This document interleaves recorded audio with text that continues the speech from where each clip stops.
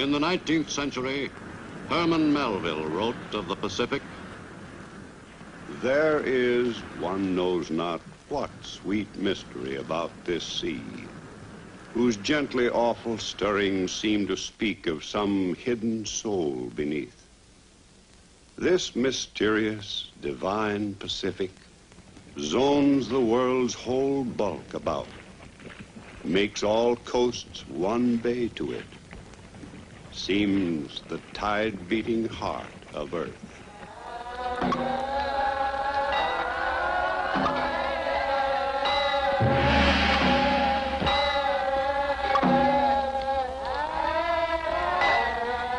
in this 20th century, the world is growing more and more aware of this strategic area, once explored by Magellan and Cook, and immortalized by Stevenson and Conrad. And now these once remote lands are covered with the evidences of modern history. The tie between the Pacific world and the United States, first established by the visits to the Orient of Yankee merchant ships, has grown increasingly strong through the years. Today, the affairs of this republic and the Pacific world are inextricably interwoven. A modern author, James A. Michener, has written of this mighty sea. Our men lie buried there. Our ships and planes are in its bosom. And I am convinced that along its shores will be determined the precise quality of our future.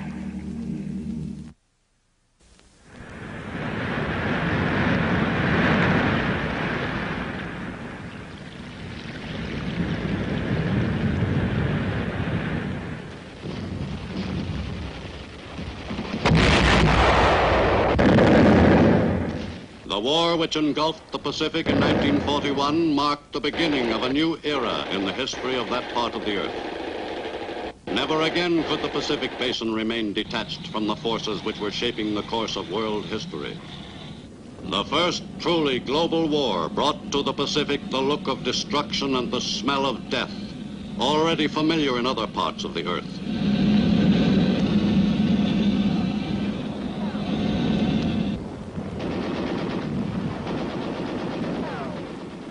The word Pacific no longer meant an ocean paradise of peace. For countless centuries, the peoples of the Pacific were largely untroubled by international crises. Life was simple for the natives of most of the lands touched by the world's largest ocean. It once seemed wildly improbable that the people of these remote regions and the exotic lands they inhabited would one day be swept into the main current of the Earth's affairs.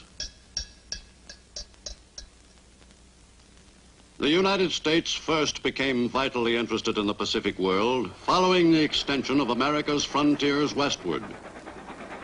In the mid-19th century, the young republic pushed its way across the 3,000 miles separating its east and west coasts. The attention of pioneering America was focused on the territory which lay along the western shores of the continent. With the acquisition of Oregon and California, the United States became an important force in the affairs of the Pacific world. But the coastline did not check America's expansion westward. The same spirit which motivated the exploration of the western United States prompted other Americans, men like Secretary of State William H. Seward, to extend the range of American influence into the Pacific Basin itself.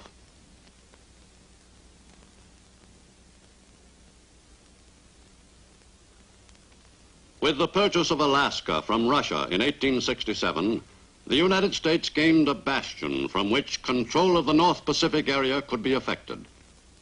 America's new territory was rugged, magnificent country. For well over a century, this land had been ruled by the demands of the Russian fur trade. No serious attempt at colonization and development had been made by its former owner.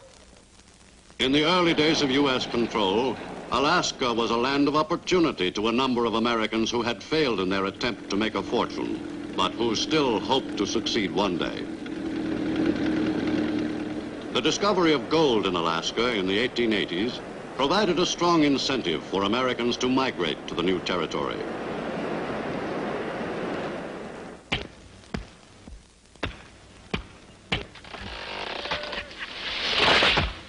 An orderly system of land surveys was inaugurated before the turn of the century, and a succession of homestead laws became effective. But in spite of Alaska's natural advantages, the development of the new territory was a slow process.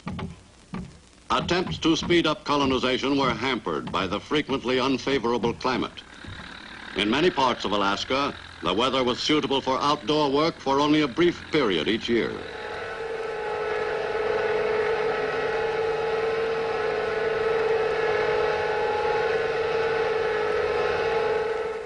Early in the 20th century, work was begun on the Alaska Railway, which upon completion was to cover 500 miles of territory. But despite these intimations of progress, Alaska remained a sprawling, undeveloped outpost, whose new residents were clustered in a few towns along its southern shore. To the south, the Hawaiian Islands became a link in America's Pacific frontier in the closing years of the 19th century. Hawaii lies directly in the path of the trade winds. Its soft, provocative climate helps make it one of the most popular of American possessions. Hawaii today is dotted with evidences of its colorful history. Its discoverer, Britain's Captain James Cook, is commemorated on the island of Hawaii. And the memory of the reign of King Kamehameha I is kept vividly alive throughout the islands. This popular monarch, revered by the islanders as the Napoleon of the Pacific, fostered a closer relationship with the United States.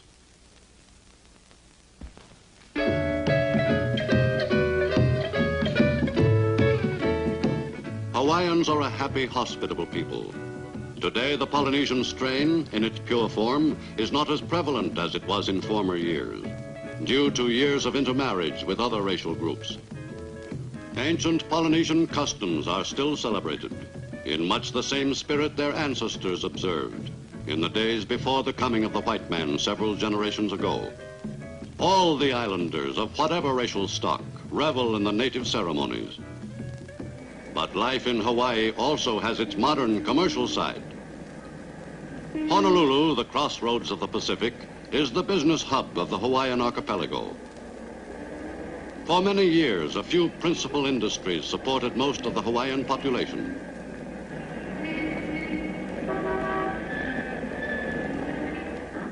Hawaii's increasing development and continued prosperity are associated directly with the size and quality of its crops of pineapple and sugarcane, the island's chief exports. Technical improvements in growing cane and extracting the sugar content have made the Hawaiian industry a more efficient operation than any of its mainland competitors. But Hawaii's principal industry was destined soon to be war work. Home base of the U.S. Pacific Fleet, Hawaii assumed a tremendous importance as a U.S. war with Japan became a distinct possibility. Strategically situated almost midway between the American mainland and the home islands of Japan, Hawaii would inevitably be directly concerned if war broke out.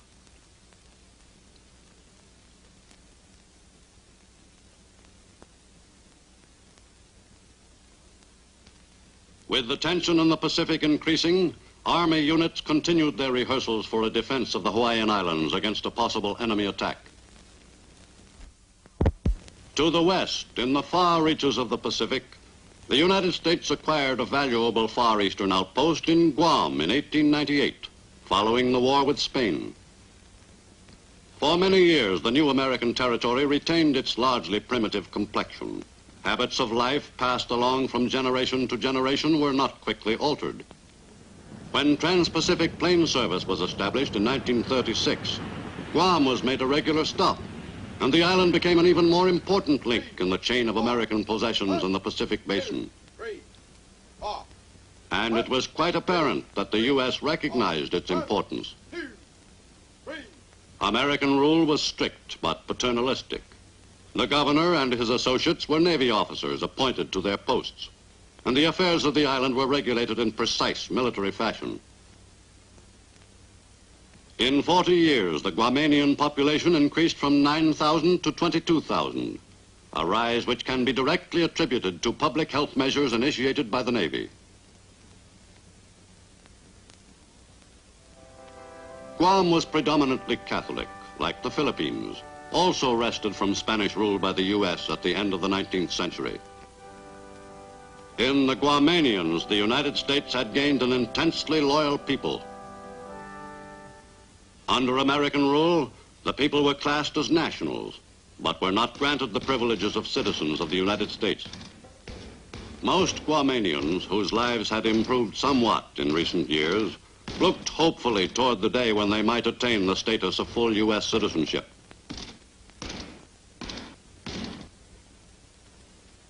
The U.S. was not the only great power gaining a foothold in the Pacific. In a strategic position in the southwestern region lie two important members of the British Commonwealth of Nations, Australia and New Zealand. These down-under countries have made Great Britain a more active participant in the affairs of the Pacific for the past several generations. The modern cities of the two lands today are inhabited by the descendants of the British settlers who migrated to British Oceania. This thoroughly Occidental society developed and flourished, though it was more than 10,000 miles removed from the mother country, almost halfway around the globe.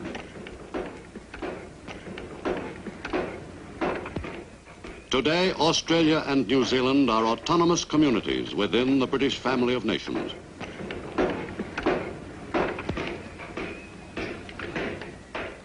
An industrious and progressive people, Australians and New Zealanders show an obvious pride in the steady growth of their countries.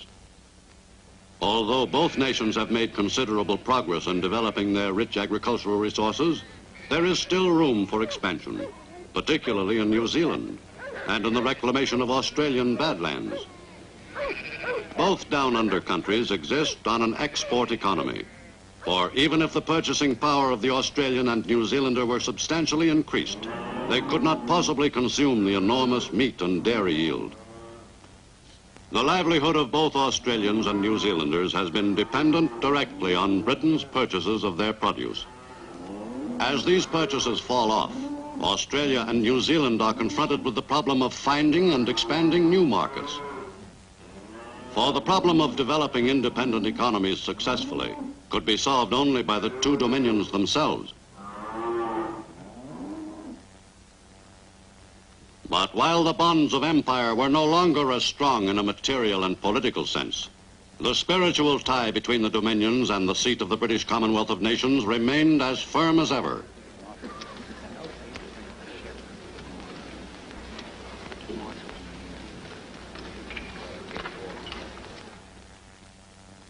For centuries, the countries of Southeast Asia have constituted a potential trouble spot in the Pacific world.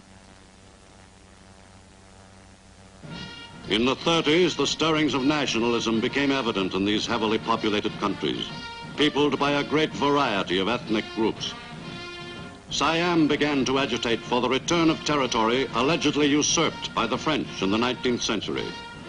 Its people dreamed of a greater Thailand, and a close bond was established with the Japanese, who sided with the Siamese in their modest territorial expansion program.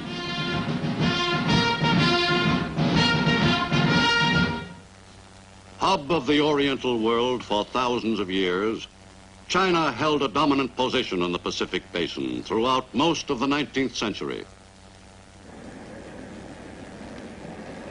China's principal point of contact with the outside world for almost 100 years was Shanghai, where British business interests first established a foothold. The economic life of all of China was related directly to the business affairs of China's large coastal population centers. Whoever controlled China's port cities exercised a powerful influence on the country's overall economic structure. The westernization of China's population centers had a profound effect on the country as a whole. China's principal cities in the 20th century had a decidedly Occidental cast. The lives of a considerable percentage of China's population were directly affected by the beginnings of the machine age in China.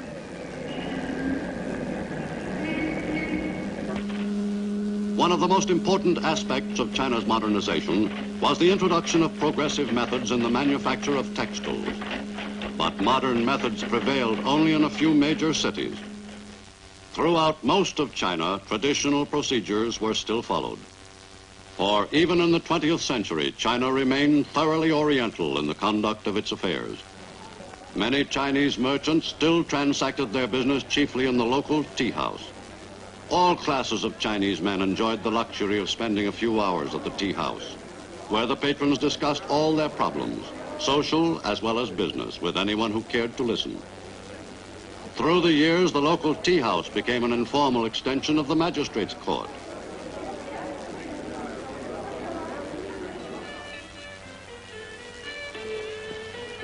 China's mode of life bore many striking resemblances to the manners of earlier generations.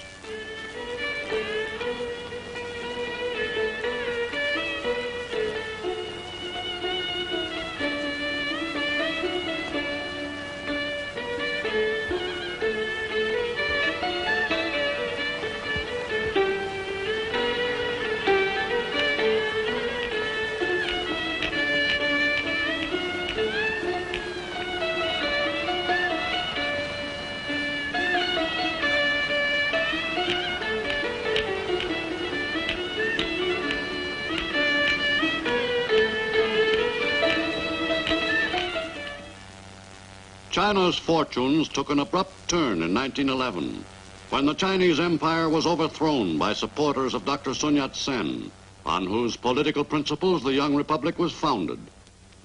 A disciple of Dr. Sun, Chiang Kai-shek dedicated himself to the task of extending the revolution throughout China. America's interest in China, which dates back a number of generations, increased steadily through the early years of the 20th century. The men of the U.S. Asiatic Fleet became familiar figures in all China's coastal cities. To many of the men, China provided the best liberty ports in the Eastern Hemisphere, if not in the world. And business was always good when the fleet was in.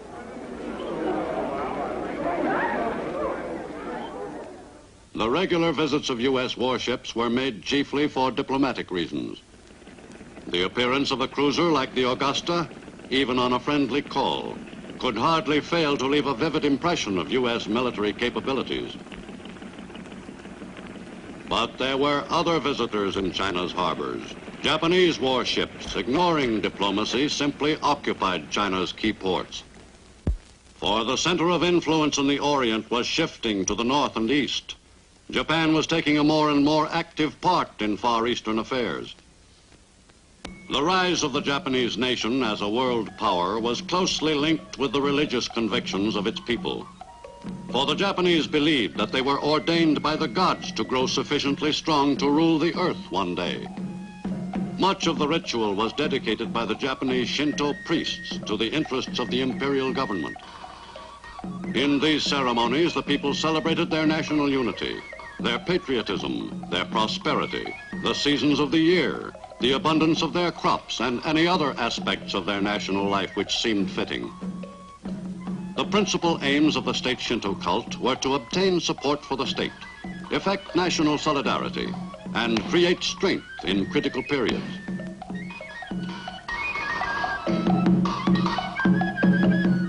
To the Occidental, the Japanese concept of existence was difficult to understand.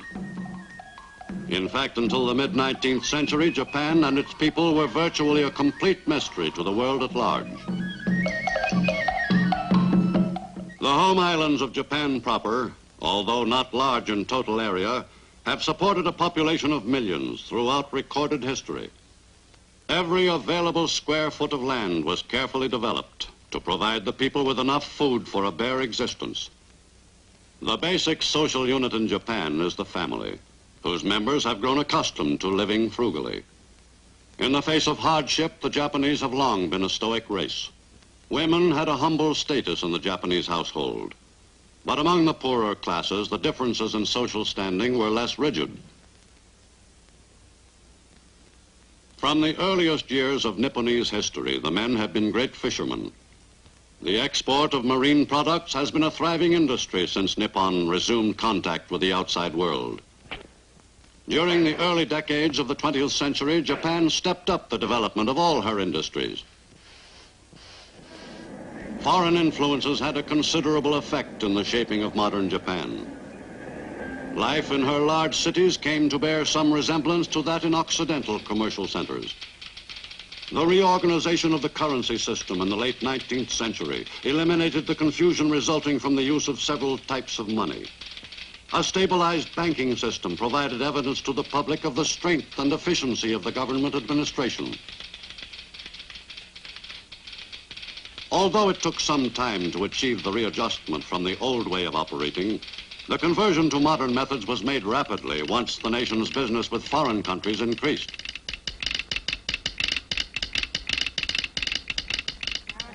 The telephone, introduced in Japan in 1877, helped materially in bringing the country back into the orbit of world affairs.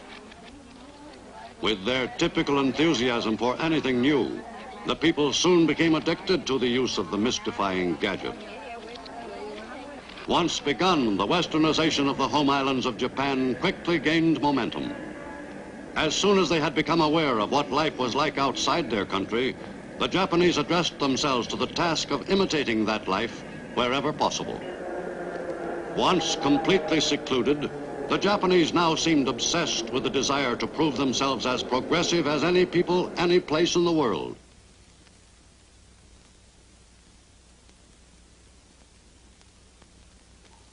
But this craze for Western ideas did not completely transform Japan. Its cultural life remained virtually unaffected by Western influences.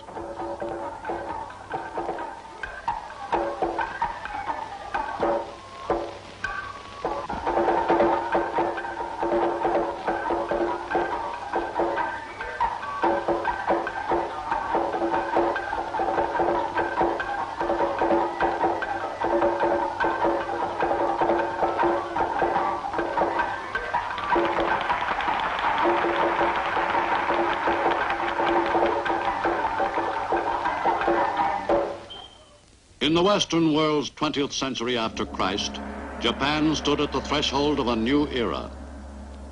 The cult of emperor worship was appropriated by a small but powerful militarist clique, which adopted the doctrine of extending Japan's borders by force if necessary.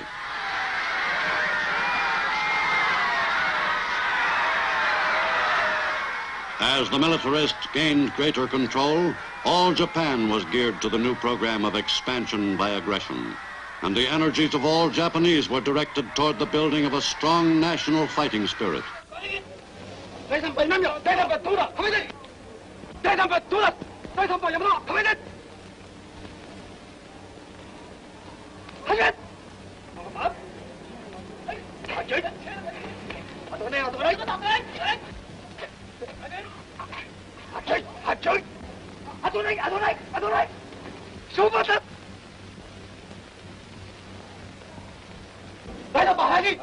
But the development of the fighting spirit was not limited to adults. Japanese children were carefully indoctrinated in the glories of war. The code of Bushido, the way of the warrior, was eagerly instilled in Japanese who were still moppets. Active military training began at the age of 6. From the beginning, the children were taught that it was an honor to die for the emperor, that they must become the equal in fighting ability of 3 soldiers of any other nation. Military training of grade schoolboys was a required part of their education. No doubt was left in the mind of any young boy that he was destined to fight and die for his country. By the time they reached their teens, Japanese youths were well prepared for their one mission in life. The warlike spirit was, by now, well nurtured. At every side, the young soldiers were acclaimed as divinely inspired warriors. As the recruits approached young manhood, their training was intensified. Every technique of modern warfare was drilled into the young soldiers. For accomplishment in the use of the newest weapons was vital if the enemies of the emperor were to be annihilated. The process of turning the young recruits into warriors was a complex one, but no effort could be spared in the development of the imperial fighting forces. And during the fateful 4th decade of the 20th century, complete control of the Japanese Empire fell to the militarists. General Hideki Tojo, and Yosuke Matsuoka gave impetus to a movement which was geared to one course of action. Barely 6 weeks after Tojo became premier, the Pacific world was plunged into a cataclysmic war.